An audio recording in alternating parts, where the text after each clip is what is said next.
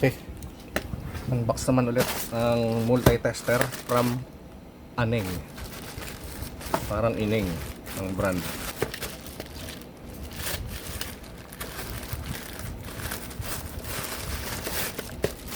Dahil nawala ang isa kong tester, umorder ako ulit. Pero nakaano naman siya, nakadalawa, tatlong taon na tayo.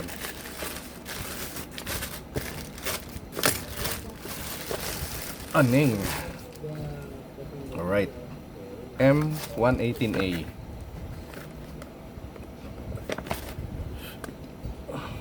Tibay rin ang tester na to. Tagal din sa akin.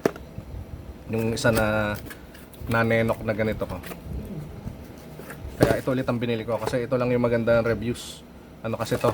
6,000 counts. 6,000 counts. Nakakasawa rin naman yung itsura niya kasi nakakasawa talaga. Yan. Parang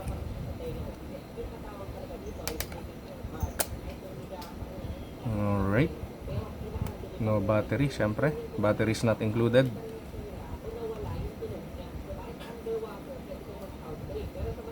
MCB.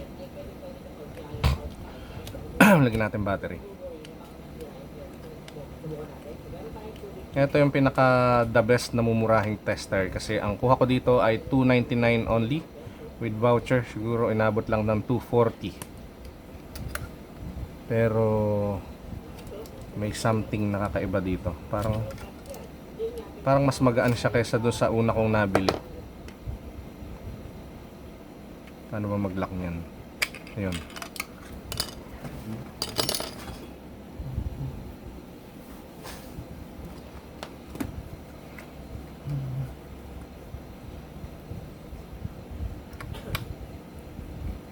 Sikip Virgin.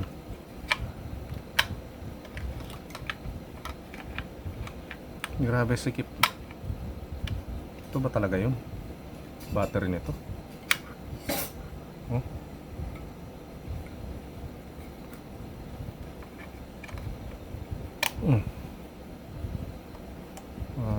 Polarity positive. Yan. Ayun, humunin na.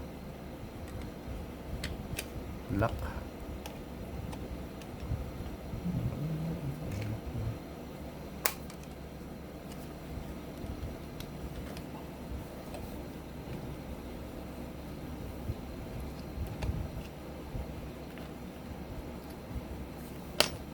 Yan, medyo bumigat na siya. Nadagdagan.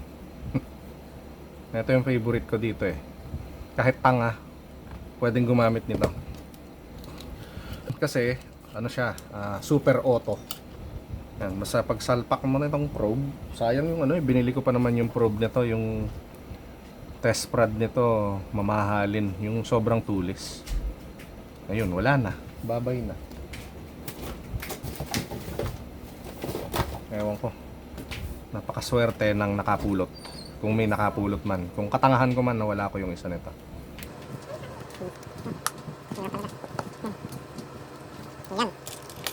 Tapos ito yung meron dito ng ano, ilaw. Ayan, backlight. Ang liwanag. 5 seconds yan. Tapos yung flashlight. Flashlight na walang kwenta. Sobrang malabo.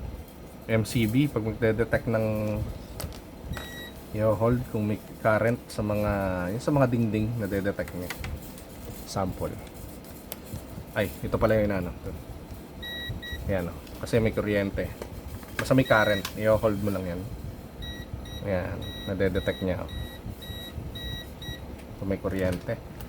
Tapos pag magte-test ka kung ilang volts itong output. Ayan. Nakaset lang sa auto. Isaksak mo na lang yan dyan. Yan ang maganda dito sa ano nito. Kaya sumikat ito eh. 248 volts. Tas kahit na mababang voltage, yung low voltage na mga DC, pwede rin. Kuha tayo ng sample na battery. So, where did I put that batteries? Oh, ito na lang. Kasi wala akong... Ito, 12 volts. Automatic na din lang siya.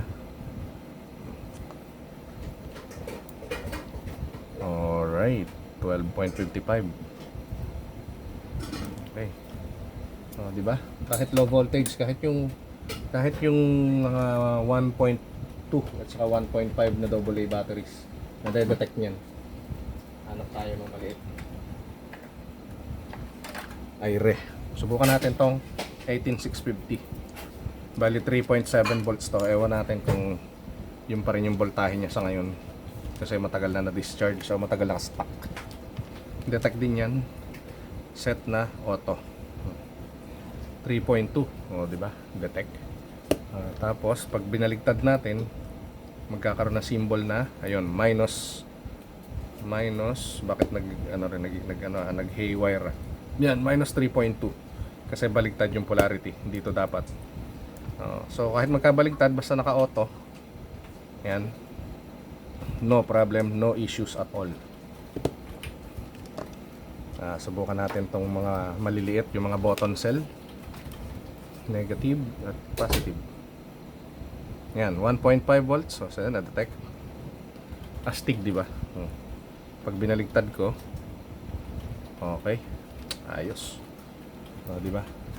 Yun ang kagandahan dito, kaya sumikat itong anong to. Ito yung mga settings. Yan, sa amps 10 amperes minimum.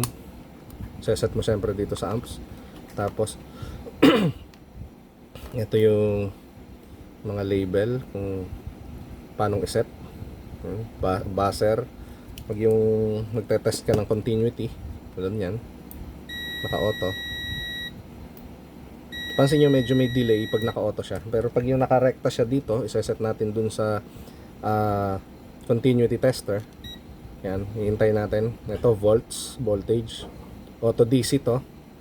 Ayan, auto, AC. Yun yung setting pag gusto mo mag-manual. Tapos, mega ohms or ohms. Yan, continuity o kaya ohms. Pag ganito, pansin nyo, pag naka-manual siya, mas mabilis yung response. Tingnan nyo. Walang delay. Yun lang. Hindi mo pwedeng bilisan. Pero, yan. Then, sunod na setting. Ito, sa diode. O kaya sa LED. Makikita nyo symbol na yun. Then, eto, ano to? Nanofarad, microfarad. Yun, tas auto. Yun lang. Ganun lang kasimple. Tas MCB sa current detection na wireless. Parang ganito. Yan. De-detect nyo yung current kung may kuryente dito. O kaya yung mga pan-detect din to doon sa mga pader na duda nyo, putol yung wire. Hindi nyo makita yung mga putol na wire sa loob. Makikita nyo dito. I-hold nyo lang to. Ox. Yun lang.